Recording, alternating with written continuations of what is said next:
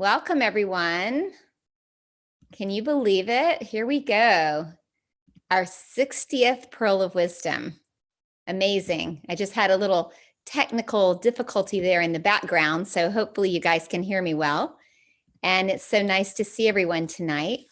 We are getting ready for our 60th Pearl of Wisdom. I'm so excited to be back. I missed you guys so much last week. And we had a glorious one. I know Tammy was your host, and it was so nice to be able to watch it, but it was very disappointing to not be there live. So I missed you all. I was on a retreat with many of our guests that are part of our family here. So yes, more on that at another time. But here we go. Our 60th Pearl of Wisdom tonight is time, timing, timeless, and timeliness. So this is really, I think, an exciting one because we can all relate. How many of us say we just don't have enough time? And what does that really mean? Well, Mynoo is going to give us an interesting perspective tonight on time in general, and then how you can leverage, there's 7 nuances to time that she's going to share with us, and how you can leverage this unique understanding and experience the riches that arise from perfect timing. So you'll be hearing me talk about time tonight with Mynoo Maryel, and welcome to everyone who's viewing tonight on Facebook Live. It's such a pleasure to have you. And I want to, again, let you know tonight is our 60th Pearl of Wisdom.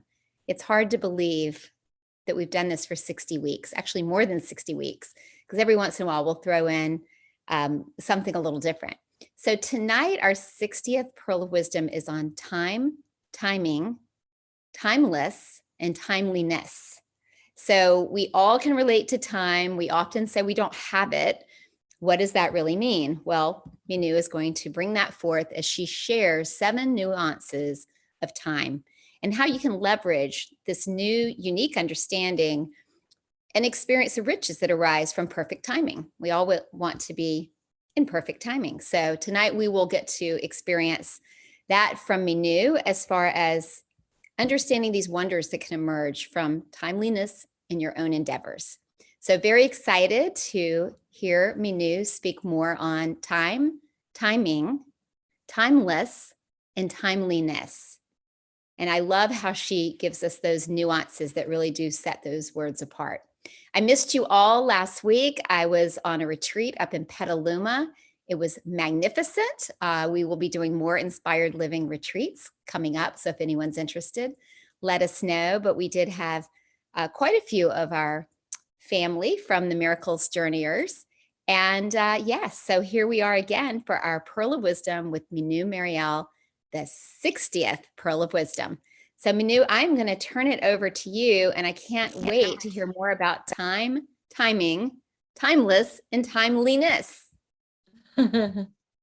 Yeah, it's I was excited that it's finally time for this Pearl of Wisdom.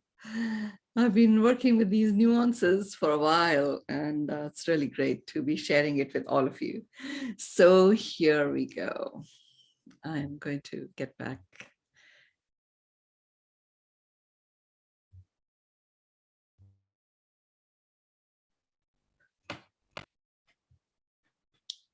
Yes, 60th Pearl of Wisdom, timeliness and timeless timeliness. So it's time, timing, timeless, timeliness. Okay. A bit of a tongue twister, but here we are. So the first nuance is to understand this issue of time itself. And I was sharing a little bit with our Beyond Meditation family last night, when I was saying that I have a dear friend, Alenka, who's an amazing photographer, introduced to me by Joni, who's here. She attended the World Dignity Forum. That's where I met her the first time around. And she was visiting Dubai. She's had one of her films being shown in the Slovenia pavilion. And we went to the desert at sunrise, and she happened to be this amazing photographer, and we took these amazing photos. because I wanted to have a collection of photographs in the desert, because I wanted to talk about this issue of time. You know how we use the sand thing, and turn it over, and then the sand starts dropping, and it's like you're running out of time, get it done before this thing empties. And I would say that the time in the desert and the desert itself is such a vivid and a visual description of the first nuance about time in terms of what time itself is.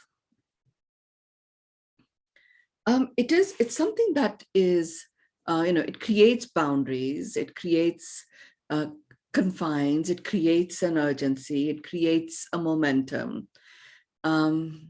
It spurs us into action.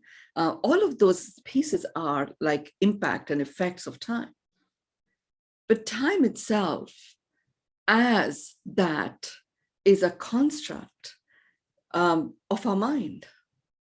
Because can you see time? Can you feel it? Do you know what time actually looks like? It's interesting that all of these facets and features about time have been created by our own imagination. The only reality is what is. And it's fine. It's a good, interesting construct to play the game of living our life and coming alive. But so when you use time as a finite object, that is being used up and running out, it creates a confining experience. You use time as, just like in the desert, each grain of sand, to me, out there, I was holding all this sand in my hand, and I was thinking, there you go, I'm holding enough sand for one of those timekeeper thingies, or probably more than that. So I have all the time in my hands, and I can just fritter it away, let it go, and I can really enjoy the feeling and experience of what it feels like in my hands. So time itself is not an hour, it's not a minute, it's not a second.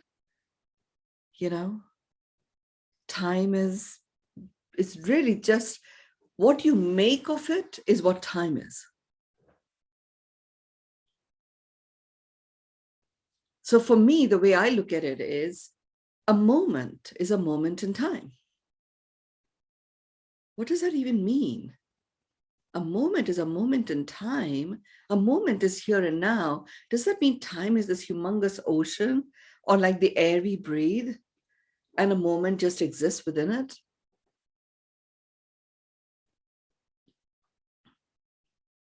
I mean, it's a little bit out there construct.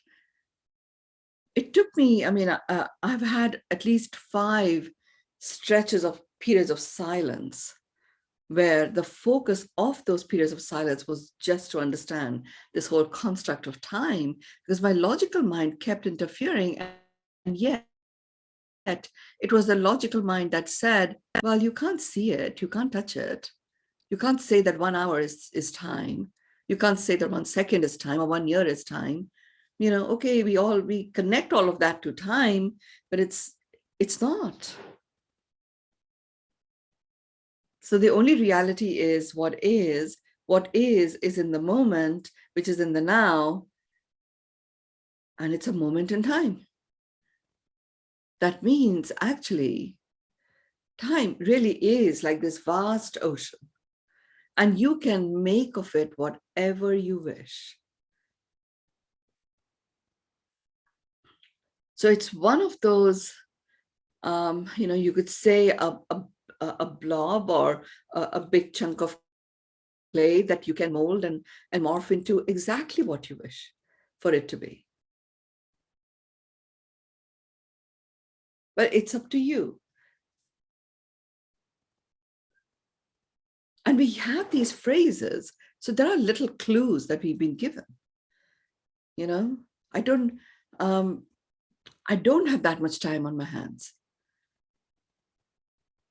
Well, there I was holding this sand saying, okay, sand, we've given you all this responsibility of timekeeping for us and put you into a little box. And yeah, you go all the way down and it's like, oh, time's running out, time's running out, time's running out. And all we have to do is turn it over and we start all over again. It's a game that you've created. And you can use that as a way, a justification of being spurred into action and getting across a finish line, because you have a finite window in which to do it. And you can use it as, oh gosh, I'm just up against time. I have so much to do. And then it becomes something that starts to deplete your life force. So it's literally I won't say a device, like something given into your hands to make it whatever it is that you choose to make it. It has no form. It has no limitations. But it does have a lot of energetic power given to it by us as humans over all the time that humans have existed on this planet. As a device, it is here and used with great power only on this planet. At a soul level, everything exists at the same time. Well, only because everything just exists. There's no time. Do you get what I'm saying? I mean, we were in the desert, and okay, Alenka is a dear friend, and she's not fully with me when I talk about these kind of things. But I was in my mind just there, after we did our photographs and experienced the sunrise, and actually experienced, I mean, it was phenomenal. We go in there and Alenka says to me, the color of the sand is different in Dubai. I had all these photos taken in Abu Dhabi and the color of the sand was red. I said, oh, maybe I don't remember it ever being red. It's always been this white color. And there we go, it's a little bit chilly in the air. And this is summertime here now. It's not meant to be chilly, but it was. We climb up the dune and the sand starts to change color. He says, there you go. Look, it's becoming red. The sky was still blue, sort of becoming blue. It wasn't that the sky had become red, but my point is, it was such a depiction of time itself.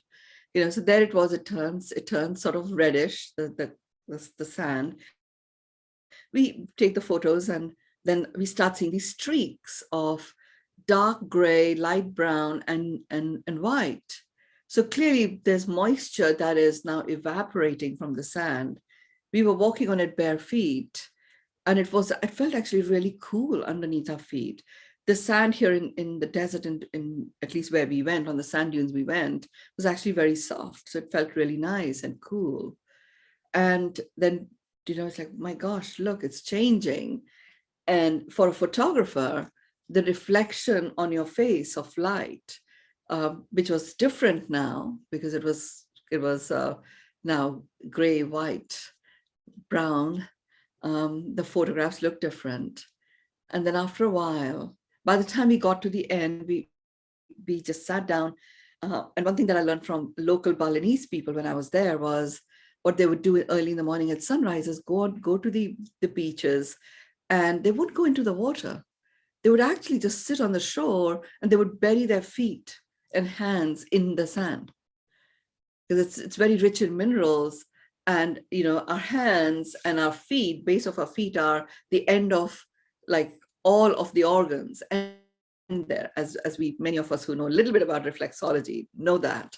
So they just sit there with their hands and feet buried in the sand, absorbing all the minerals in it. And then when the sun rises, they just wash it off in the water and leave. So that's what we did. We just sat there, buried our feet and hands in the sand. And because the sand was soft, I was like, like kneading it like dough, and really present to the timelessness of time, and totally present to what perfect timing that we chose to come to the desert with a photographer who really gets light. So we got the timing completely right. And here I am. The next Pearl of Wisdom is going to be about time. So talk about, perfect timing to be able to do that. And there we were able to observe the morphing and changing of this vast, infinite expanse. It's literally like the ocean. You see the sand all the way to the horizon and nothing else. So very present to the timeliness of doing that, the perfect timing that we got there, and the timelessness of this whole experience. And, clarification and reinforcement in my mind of, a grain of sand is really perfect to be used in this time jar. And it's clearly some divine inspiration must have landed for some human to design it, because animals didn't design that, the sand drip way of measuring how much time you have. And really, time itself is infinite. It's simply a device for you to use as a personal motivator or a personal justification to stop. It's so interesting, because often when I talk to people who express that they're feeling overwhelmed, so much to do in so little time, it's as if many of those kind of, stop you in your track type emotions seem to be linked and associated with this thing called time, which is infinite. It cannot be confined even if I wanted, I could not hold the sand.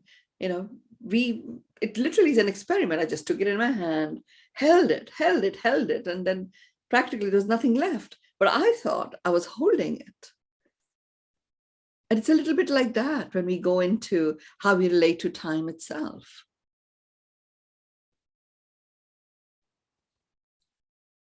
So many times when I'm doing some of my sessions, I say, there is no time and time's running out. All of those phrases are real to us. It's up to us how we choose to experience that understanding. So it literally is that ball of clay that you have in your hands. And you can, create whatever it is that you want with it. The one thing it cannot and does not do is to hold you back in any way. The one thing it cannot and does not do is create confines. This piece about we're running out of time, okay, that's a phrase that you've created. But actually, all it is you've given your word to something. Even if you may not have spoken it, you've given your word to something. And, your whatever it is that you've chosen to do means that that word is not going to deliver as you declared it would. And time becomes the punching ball, the punching bag. And it has no issue because it cannot be confined. Just like that sand in my hand could not be held there. You can use your time jar and the sand goes from the top to the bottom. And it's just pretty cool. It knows the moment you turn it over, it's going to move again. It'll start all over.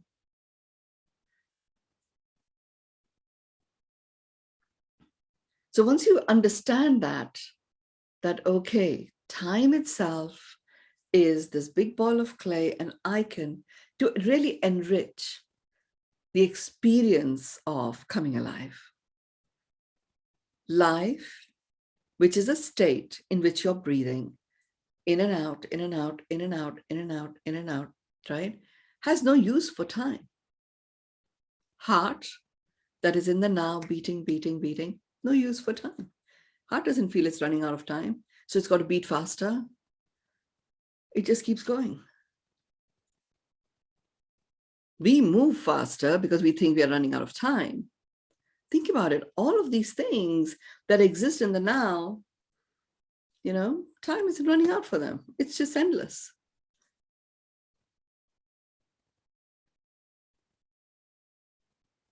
And so, once you get that you can, there is no time and time's running out.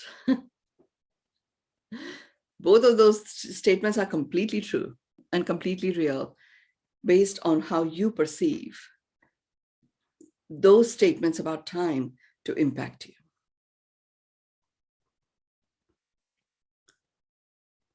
The second nuance about this is that it's really ingenious. Truly time given to us as a device that we can use.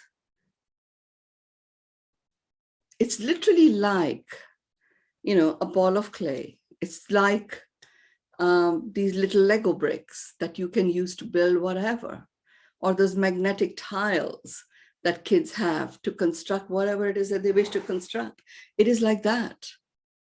A box of Lego bricks is a collection of these little tiny plastic pieces with, little bumps and dot-like bumps on them. And you can have Batman out of it, or you can have, a beautiful building out of it, or a figurine, the same collection of bricks. It's ingenious. It's even more ingenious than the Lego brick. Lego brick has got a form, but time, you can literally construct it in the way you want. So I choose to have a very flowing relationship to time.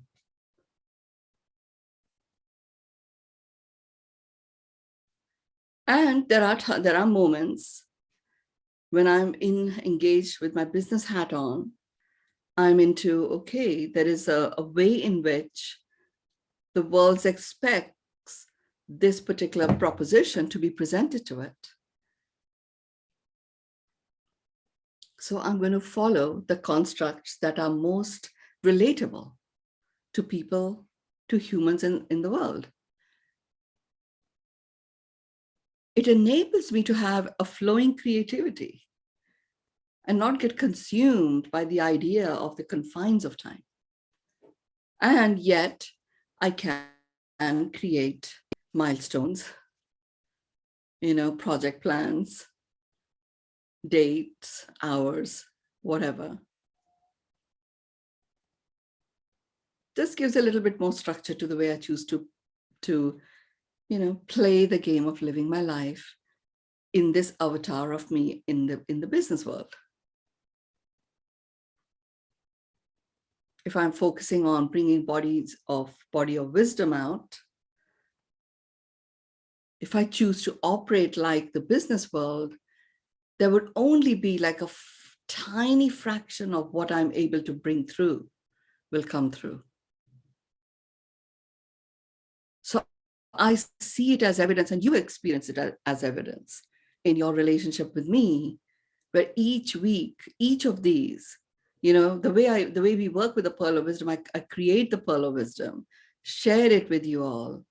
We have a business collective. We have other more in-depth programs that I sometimes do. Each Pearl of Wisdom is mined for, a multitude of exercises. Like we just completed the Resolve body of work with the business collective. And as Catherine, it's 2 days each month, full days each month that the business leaders come together. And that Resolve Pearl of Wisdom we worked with it in terms of the business context over 4 months.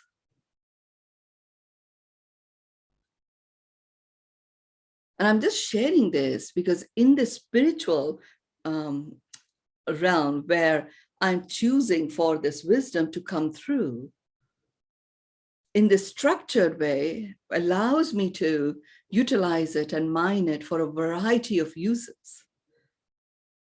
It is so infinite.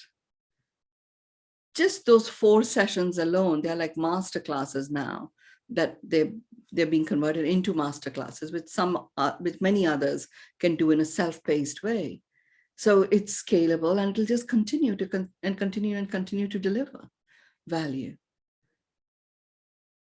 So if I used the confines of how I operate my business for this wisdom to flow through, I would be analyzing and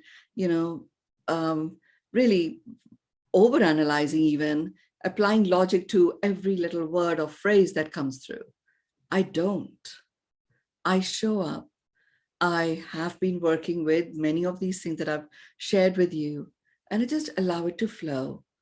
Sometimes I just share it verbally. Sometimes I write it down. And I can see that it's complete time. The timing is often perfect. It is completely timeless.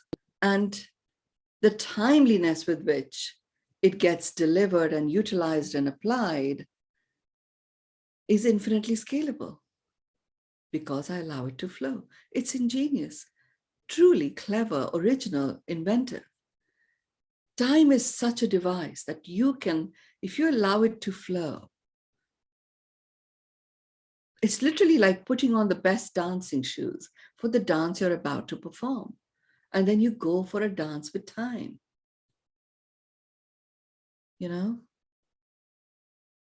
If it's a flamenco, you have very different shoes compared to Irish rain dance.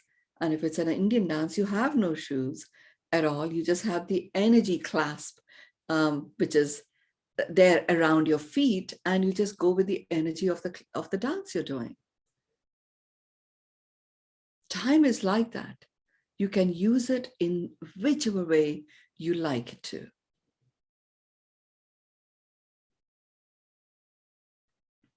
It only assumes power that you give it.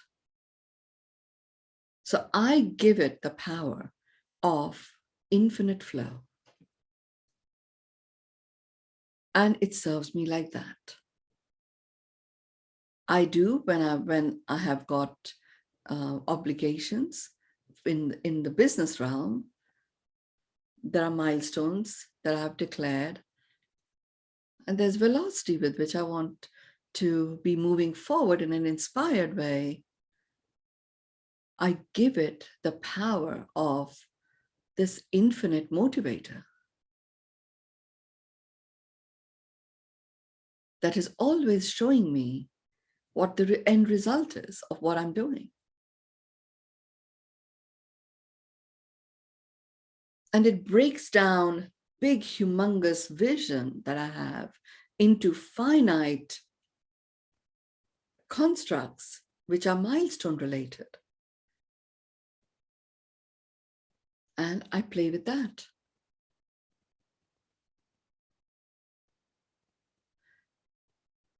So the third nuance is momentous momentum. Momentous momentum. It's, the secret of what I'm sharing here as a nuance around time lies in the words themselves. Momentous momentum. But look, there's moment in both of them. And it's momentous.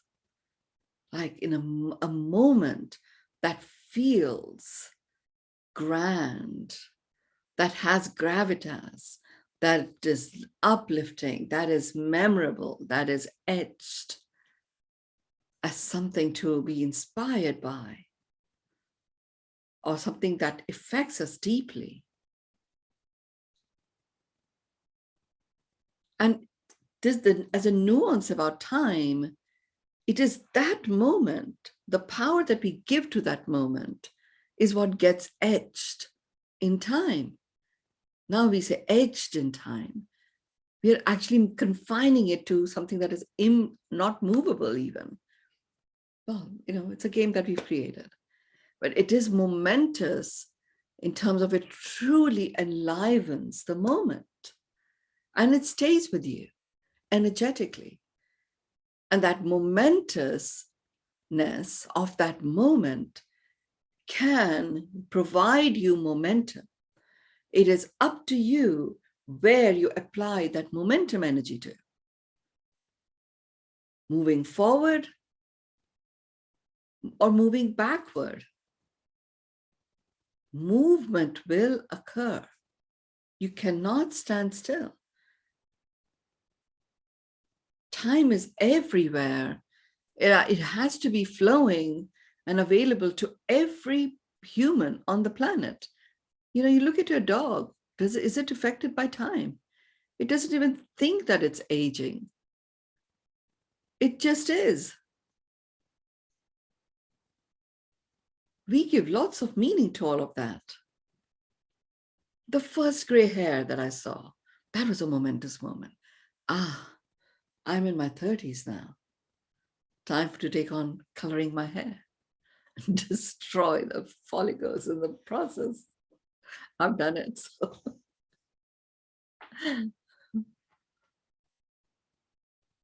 But think about it. So, but if you're playing with time as a game that is going to propel you forward, and I take it that it's going to propel me forward to live this extraordinary life where all aspects of my life coexist with ease, grace, and joy.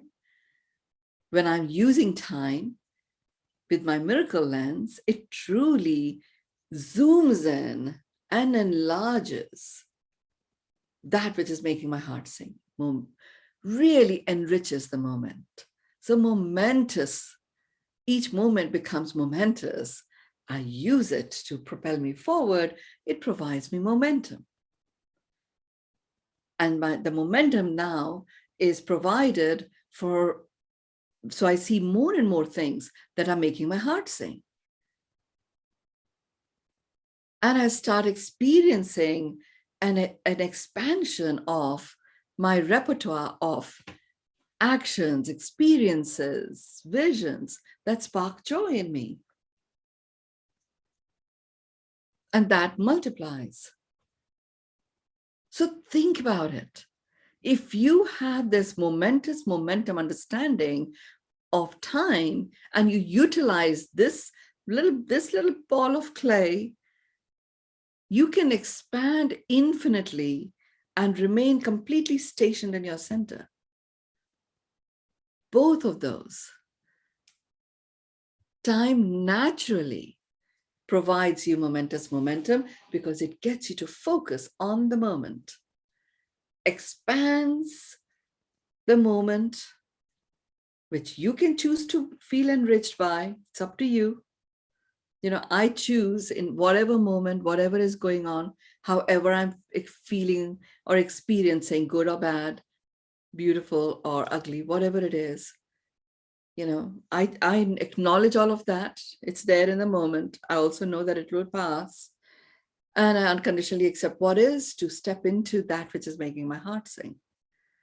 Because I understand the momentous momentum of this nuance of time, every time I feel deeply impacted in a way that, I could call as hurt. At the same time, I do acknowledge it. I don't put the blinkers on. I do not say, I have to be positive about this. No, I don't have to do anything. I acknowledge what is. In the moment, it's there, but every moment is only followed by the next moment. It passes. It's only momentarily that's there. And that is the momentousness of it, which basically means acknowledge it, it passes, acknowledge it, acknowledge that, which is also present because your heart is singing. And the universe takes that and multiplies. And momentum develops. Momentum develops. Momentous momentum is a nuance of time, which means you shall move forward into a train wreck or into something that is very uplifting.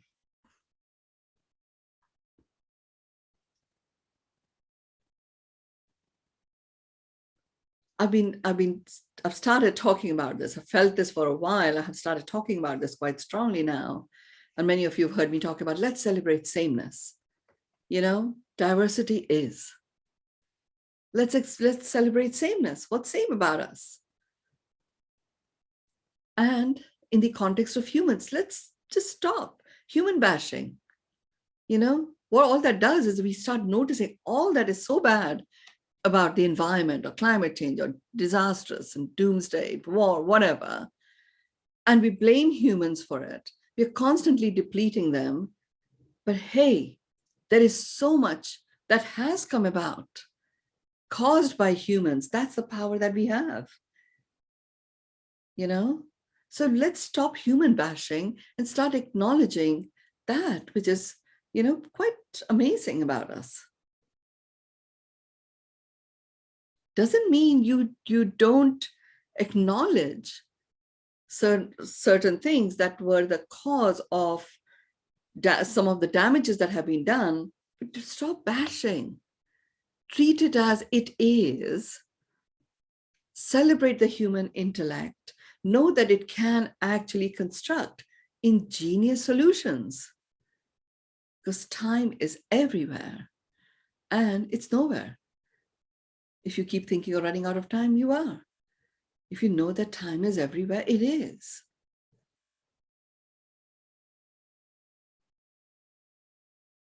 It provides you momentum because it stations you in the moment. And in a moment, there is no past, there is no future, there is only what is.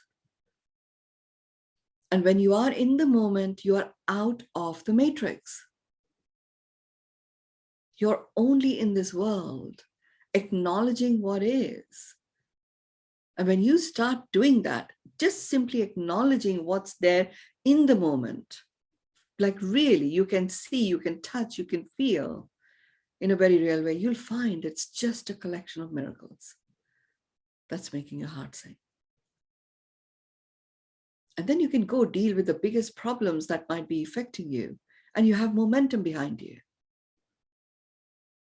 When you get this understanding of this nuance of time, momentous momentum, like it's adding even more rocket fuel, turbocharged to momentum itself.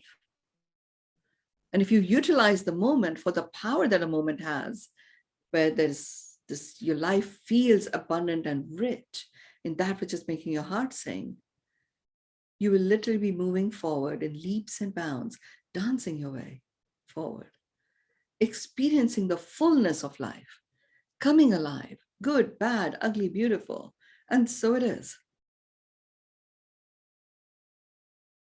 I was super excited about this pearl of wisdom. Truly, time is a pearl of wisdom.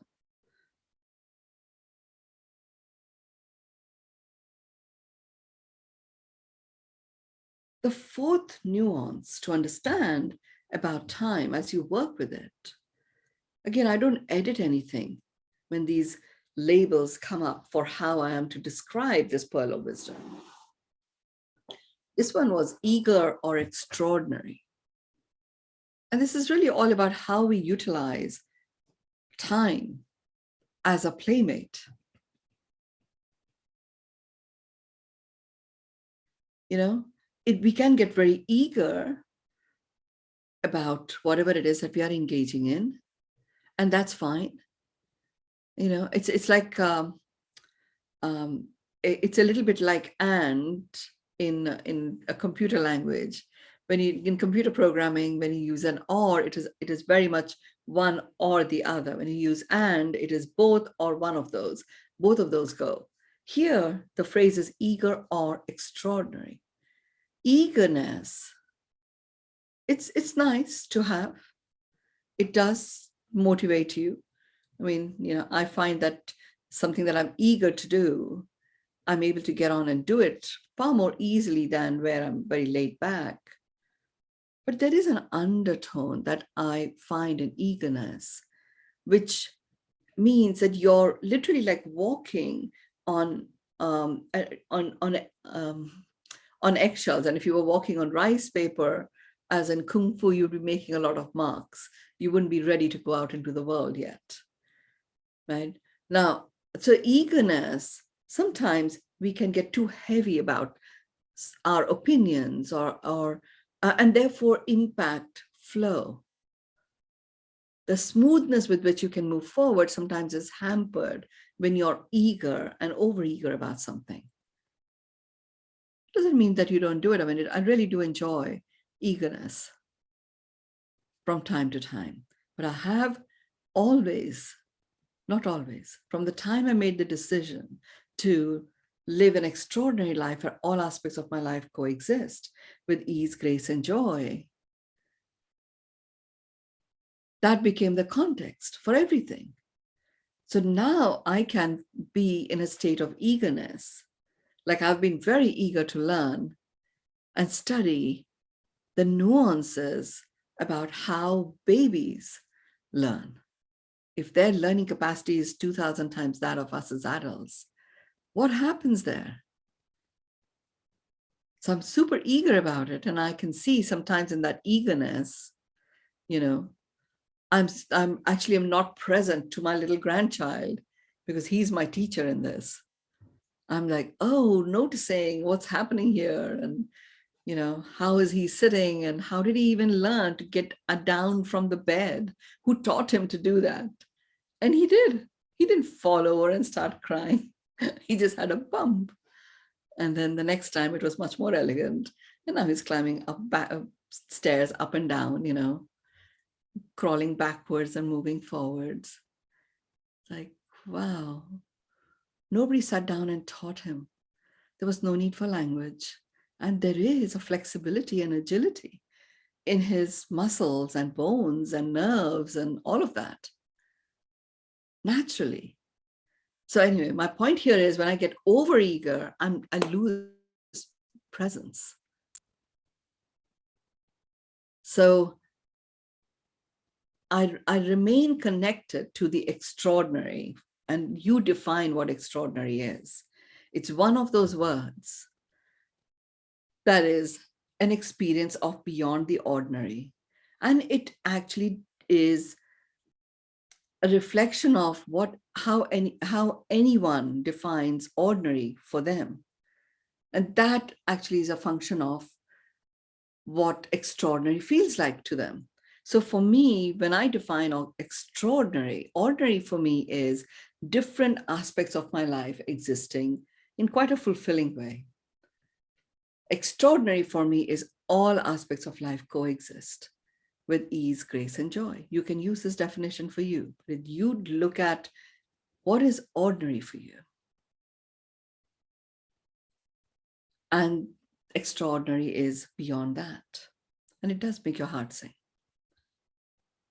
So that has become the context, and now I can play with eagerness.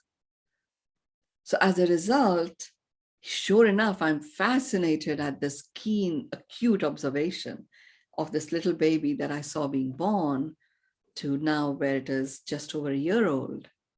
Every step of the way, I'm eagerly experiencing it, observing it, and I'm learning from it. And now I'm able to teach it to others as well. Because the context was extraordinary. When eager was the only thing, then I was getting lost in fascination and even losing being present. By choosing extraordinary, I can actually have eager propel me forward. And why is this propulsion effect happening? Because this eager or extraordinary is a nuance that we can work with in the context of time. And how did I begin this whole experience? I said, I want to learn how babies learn. I'm not talking about how children learn, how babies learn. And it's only for a fraction of time in the entire human life of a human where they are in this space that we call as a baby. So it had the power of time, and timing was so perfect to be learning this. And this learning has been playing out in the world in a timeless way. Babies everywhere, of every living being, they learn with no language, with no particular, their level of comprehension is so advanced. Be it a horse, a mare giving birth to its foal, and it starts to stand up, but it was there as a tiny little baby in the womb of the mother, and it comes out, and in no moment it stands up and shakes it. Well, who's taught it to do all that? There's no room to stand up inside the mother's womb, and so there is this ability to learn. It's learning not necessarily from another human or another horse. It's learning from what's there in the collective consciousness. And what is in the collective consciousness is available for all of us. It's up to us to tap into it.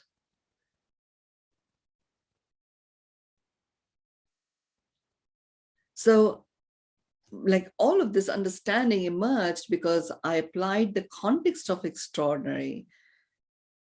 All aspects of life coexist with ease, grace, and joy. And I'm actually going to go into how babies learn. Because clearly I was a baby once. I had that capacity to learn, implement, and experience this massive up-leveling and forward momentum and leaps and bounds. It's all there at a cellular level. It's all there already. I just have to re-invoke that cellular memory. So that cellular memory is in my physiology. If I understand it energetically or intellectually, it's not enough for my physical body to start implementing how babies learn. For me, I have to work with my physiology. Okay, so what gives me this physical body such that it can actually be active? It is the gift of breath.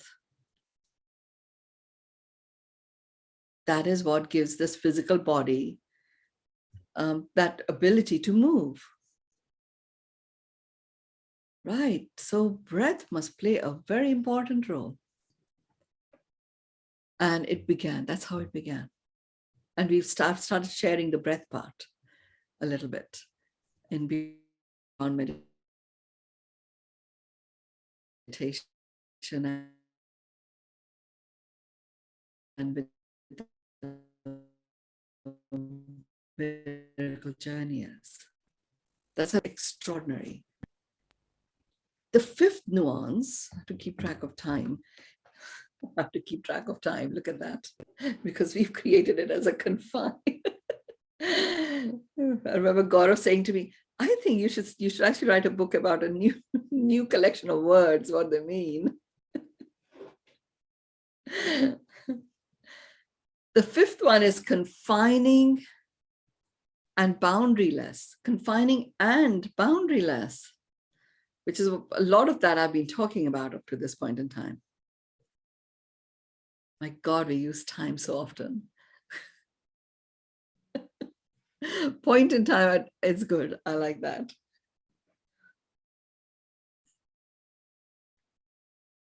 So you can imagine, right? Something that is confining, that creates a boundary wall, which is what time can be, is very different than having this open expanse. Like there I was looking at dune after dune after dune in the desert, like an ocean. Or if you are in front of the ocean, it feels boundaryless. And yes, you can reclaim land and put boundaries on it, but it feels very, very structured and, strong and holds you back.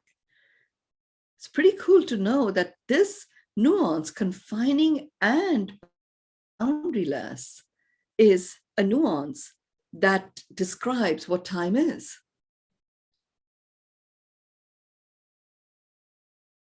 It's up to us.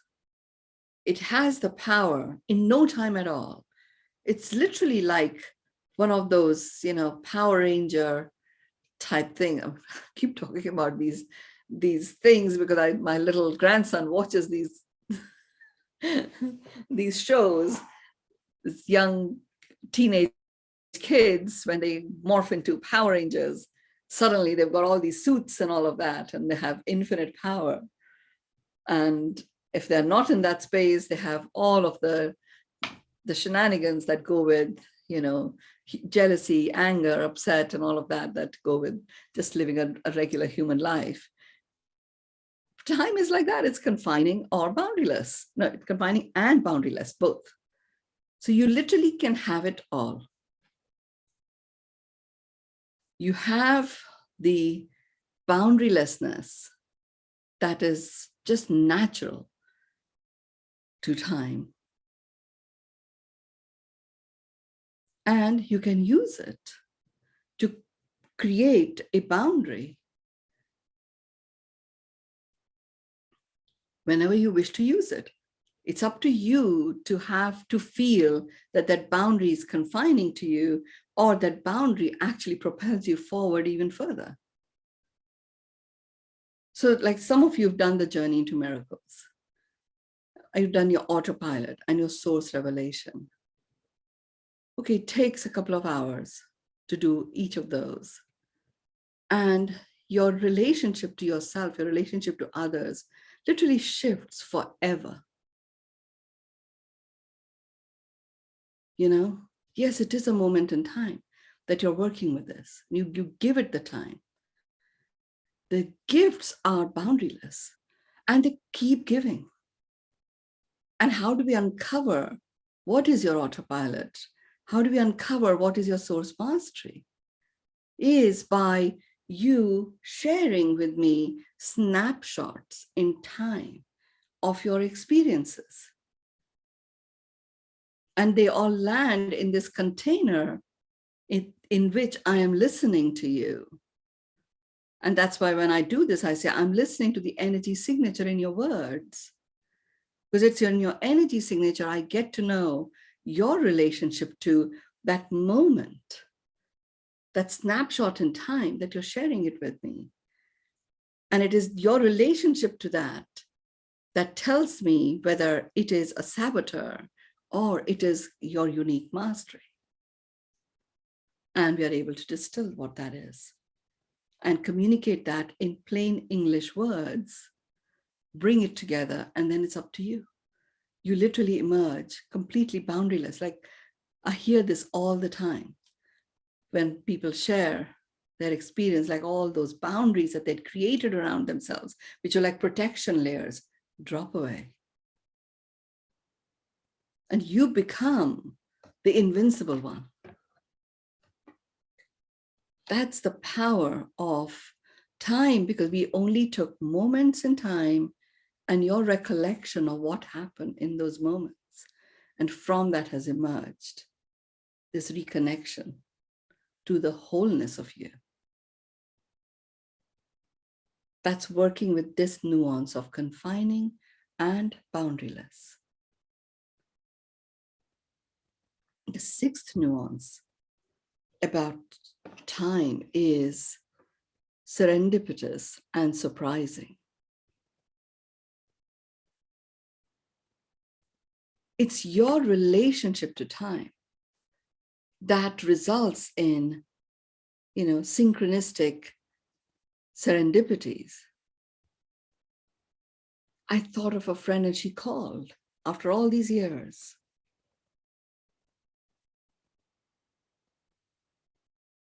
Or, I really wanted to achieve this, and lo and behold, somebody just walked over to me and said, I want to give this to you as a gift. And it is exactly what I wanted.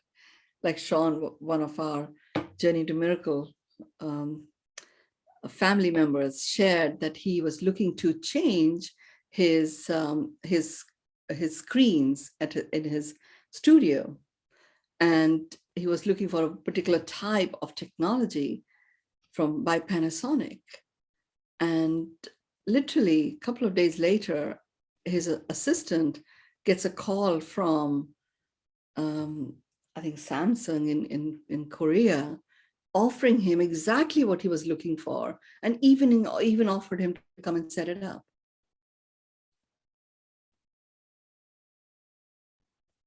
So what is it that causes the serendipitous and surprising results is the clearer you get what you are a stand for, what you are taking on as the possibility for your life and your world and the world at large, the bigger the opportunity that the universe now has to present to you the surprising serendipities. And then, of course, it's up to you as a way of you coming alive to connect the dots and utilize these serendipitous experiences.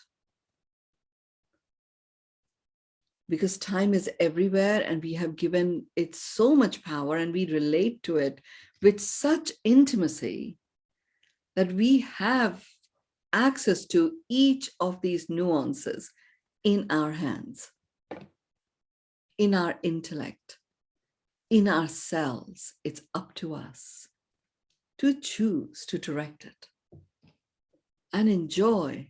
I mean, I have to say that ever since I got this understanding of the boundarylessness and the eternal, the timeliness and timelessness of time, I've literally been flowing from one serendipitous, surprising moment to another, to another, to another. Even when surprises don't necessarily feel that great, there's always something there that actually is great, because this not so great experience propels me to cross a threshold into a new vantage point from which I witness the world. I know that. So therefore, I don't put any blinkers on. I allow even those moments to be a gateway to serendipitous synchronicities.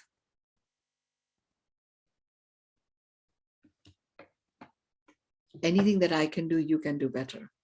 So just use this understanding of time. It's a wonderful, wonderful playmate.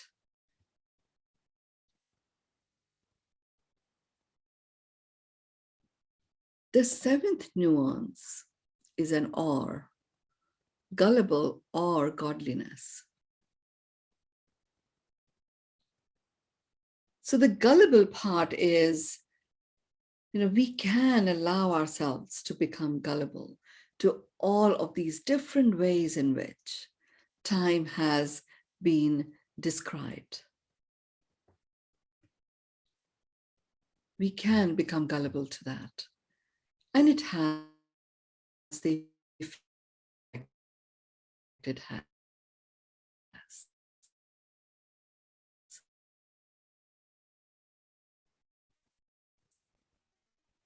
To this understanding that you are the creator. The soul being in you is. The soul being in you is the same creator energy as the creator of everything. And you can operate from that understanding of godliness. That is you, it is within you, it expresses itself through you.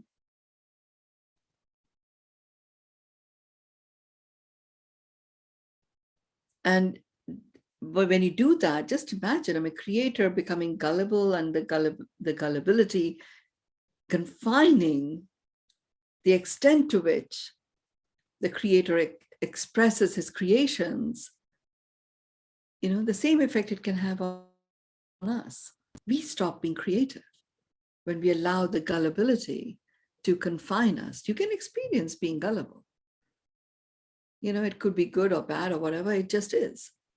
Knowing that that godliness is there within you. And that is why you've been given this very powerful,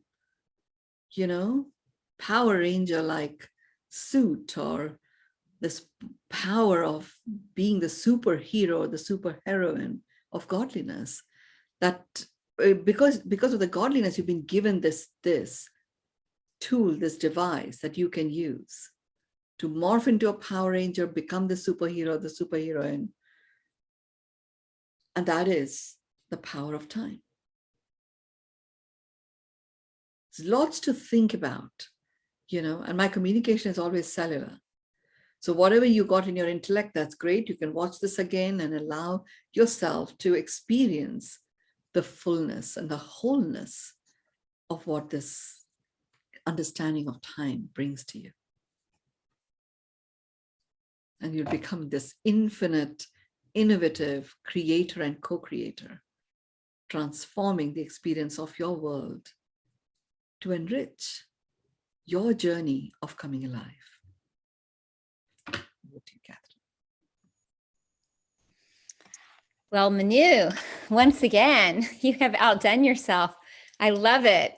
I have to say, I Googled how many moments there are in a waking day, and there's more than 20,000 moments. And I just thought about the reference of time and how we have that to use to our benefit, to choose however we want to relate to time. 20,000 moments. It's just amazing. So thank you so much, Mynoo, for giving us this beautiful reference of, how we can consider time and how we can work with it. Love to this so much. And yes, we'll be watching it again and again. I was watching Daya on Facebook Live. For a couple people who are trying to get in, I was watching you, Mynoo, both on Facebook Live and here. So I had a double thing going.